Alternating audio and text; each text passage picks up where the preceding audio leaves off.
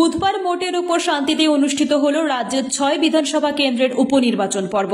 এদিন বিকেল ৫টা পর্যন্ত রাজ্যের ৬ বিধানসভা কেন্দ্রের উপনির্বাচনে ভোট পড়েছে গড়ে ৬৯.২৯%। সবচেয়ে বেশি ভোট পড়েছে তালডাংরায় এবং সবচেয়ে কম ভোট পড়েছে নৈহাটিতে। একবার দেখে নেওয়া যাক এদিন বিকেলে ৫টা পর্যন্ত রাজ্যের কোন বিধানসভায় ঠিক কত পরিমাণ ভোট পড়েছে। সিতাইয়ে ভোট পড়েছে ৬৬.৩৫%, মাদারিহাটে ভোট পড়েছে ৬৬.৩৫%, নৈহাটিতে ভোট পড়েছে ৬২.১০%, হাড়োয়ায় ভোট পড়েছে ৭৩.৯৫%, মেদিনীপুরে ভোট পড়েছে ৭১.৮৫%, তালডাংরায় ভোট পড়েছে ৭৫.২০%। অর্থাৎ বিকেল ৫টা পর্যন্ত পড়া ভোটের হার দেখে এটা বলা যেতেই পারে যে ৬ বিধানসভার উপনির্বাচন ঘিরে রাজ্যের মানুষ এদিন ভালো মতোই সাড়া দিয়েছে।